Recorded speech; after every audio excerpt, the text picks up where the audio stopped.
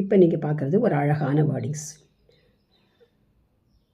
I am not bothered about what others doing better than me.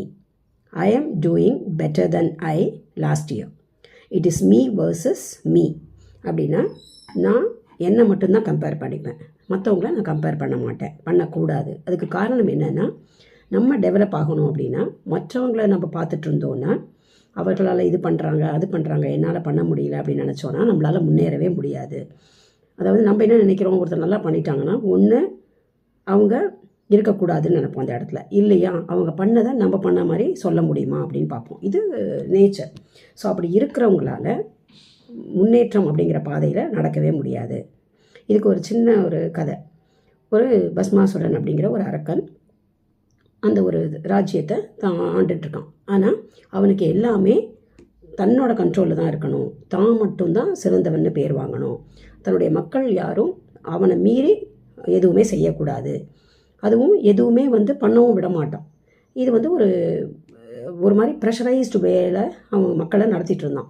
இதுக்கு என்ன காரணம் அப்படின்னா, சிவன்கிட்ட அவன் போய் சொல்கிறான், நான் இந்த ராஜ்யத்தை ஆள போகிறேன், இந்த ராஜ்யம் என் கண்ட்ரோலில் தான் இருக்கணும், என்னை மீறி யாருமே எதிரையுமே சிறந்து விளங்கக்கூடாது, என்னை அழிக்கிறதுக்கும் யாரும் இருக்கக்கூடாது. இப்போ இந்த பிரகலாதன் கதையில் வாங்குவார் இல்லையா, இரண்யகசிப்பு, அந்த மாதிரி என்னை யாரும் அழிக்கவும் கூடாது, நான் என்னை நானே அழிச்சுக்கிட்டே தான் உண்டு, அப்படி ஒரு வரம் எனக்கு கொடுக்கணும், எல்லாருமே என் கண்ட்ரோலில் இருக்கணும் அப்படின்னோடனே அந்த சிவனும் எப்போவுமே வரம் கொடுக்கறது மிகச்சிறந்து விளங்குவார் இல்லையா, கொடுத்துறாரு.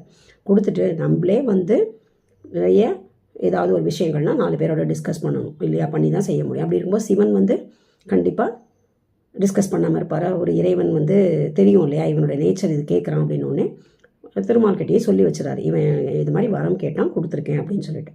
அவர் கொடுக்கும்போது சொல்கிறாரு, உன்னை நீ மட்டுமே அழிச்சாதான் உண்டு, உன் தலையில் நீயே கை வச்சுக்கிட்டாதான் உண்டு, கவலைப்படாமல் போயிட்டு வா அப்படி.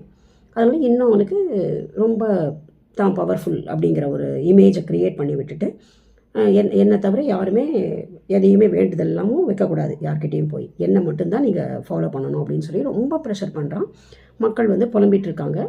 அப்படியே போயிட்டுருக்கு. அப்போ அந்த ஊரில் ஒரு சின்ன பிள்ளை வரான். அவன் சிவனுடைய மகன் முருகன் ஒரு பாலகனாக வரான். அப்போ என்ன இவ்வளோ கஷ்டத்தில் இருக்கீங்க அப்படின்னா, இந்த மாதிரி சிவபெருமான் இதை கொடுத்துட்டாரு, இந்த மாதிரி இவனோட அட்டூழியம் தாங்க என்ன பண்ணுறதுன்னு தெரியல அப்படின்னோடனே, இவ்வளோதான விஷயம் வாங்க அப்படின்னு சொல்லிட்டு ஒரு சஜஷன் கொடுக்குற அப்படின்னு சொல்லிட்டு சொல்கிறான்.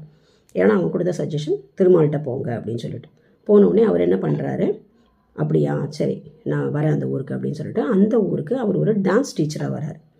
டீச்சர் அப்படின்னாலே அன்போடு கண்டிப்பையும் சேர்ந்து உருவாக்க வேண்டிய ஒரு இது இல்லையா, ஒரு போஸ்ட். வந்தவுடனே அவர் என்ன பண்ணுறாங்க, அந்த அழகான பெண் உருவம் கொண்டு டான்ஸ் டீச்சராக வராங்க. எல்லாரும் போட ஆரம்பிக்கிறாங்க, ஐயோ அந்த டீச்சர் இப்படி, அந்த டீச்சர் இப்படி ரொம்ப அழகாக கற்றுத்தராங்க, அவங்கக்கிட்ட ஒரு ஸ்டூடெண்ட்டாக இருக்கிறதுக்கு நம்மளாம் பெருமைப்படணும் அப்படின்னு சொல்லிட்டு கூடவே. அப்போ இவன் நினைக்கிறான், இத்தனை நாள் என்னை திட்டவாவாதி என்னை நினச்சிட்டு இருந்தாங்க, இப்போ திட்டக்கூட என்ன நினைக்க மாட்டேங்கிறாங்களே, யார் அந்த டீச்சர், அது எனக்கு டான்ஸ் கற்றுக் கொடுக்க சொல்லுங்கள் அப்படின்னோடனே, இதுக்கு தானே காத்துட்ருந்தாய், இதற்குத்தான் காத்திருந்தாய் பாலகுமாரா மாதிரி அந்த டீச்சர் நான் வரேன் அப்படின்னு சொல்லிட்டு போகிறாங்க. போன உடனே அவருடைய அழகில் மயங்குறார். அவர் மயங்கி, இவ்வளோ அழகான ஒரு பெண்மணி, இவ்வளோ அழகாக அந்த திறமை, கற்றுக் கொடுக்கின்ற திறமை, இது ரெண்டும் சேர்ந்து தான் இவ்வளோ பேச வச்சிருக்கு அப்படிங்கிறது அவர் புரியுது.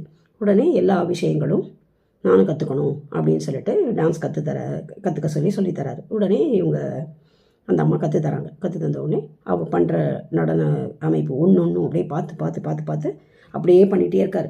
அதாவது அவருடைய திங்கிங் எப்படின்னா, உங்கள்கிட்ட நான் இதெல்லாம் கற்றுக்கிட்டேன், நாளைக்கு உன்னை விட்டுட்டேன்னா துரத்தி விட்டுடுவேன், உன்னையும் அடிமையாக்கிடுவேன், இல்லை உன்னை துரத்தி விட்டுட்டு நானே திருப்பி மறுபடியும் என்னுடைய ராஜாங்கத்தில் இருப்பேன் அப்படிங்கிற அளவுக்கு அவர் எல்லாத்தையும் கற்றுக்க பண்ணிகிட்டே இருக்கும்போது இவர் என்ன பண்ணுறாரு, அந்த அம்மா தன்னுடைய தலையில் கை வைக்கிறது. அந்த நடனத்தில் ஒரு ஸ்டெப்பாக இப்படியெல்லாம் மற்ற இதெல்லாம் போடும் பொழுது தலையில் கை வைக்கிறது, இவனும் அந்த தலையில் கை வைக்கிறான். அப்படியே அங்கே பஸ்மமாக விழறான். அதனால தான் பஸ்மாசுரன் அப்படிங்கிற பேர் அவனுக்கு. ஸோ இப்படித்தான் நம்மெல்லாம் என்ன பண்ணுறோம், கற்றுக்கணும் அப்படிங்கிற ஆர்வத்தில் கற்றுக்கிட்டா லைஃப்பில் முன்னேறுவோம். ஆனால் கம்பேர் பண்ணி கற்றுக்கிட்டா நம்மளால் என்றைக்குமே முன்னேற முடியாது. நமக்குன்னு ஒரு திறமைகள், நமக்குன்னு கொடுக்கப்பட்ட வேலைகளை நம்ம என்ன இதில் செய்கிறோமோ அதை செஞ்சுட்டே போனோன்னா நமக்கு நம்ம தான் காம்படிட்டர் அப்படின்னு நினச்சாலே வாழ்க்கையில் முன்னேற்றம் அடைய முடியும் அப்படிங்கிறதுக்கு தான் இந்த வேர்டிங்ஸ். ஓகேவா? நல்ல பதிவு. இன்றைய நல்ல நாளில் தமிழ் வருட பிறப்பின் ஆரம்பம் என்றுமே நன்றாக அமைய வேண்டும் என்பதற்காக நம்மை நாம் உயர்த்தி கொள்வோம் ஒவ்வொரு வருடமும் அப்படிங்கிறதுக்காக தான் இந்த பதிவு. நன்றி.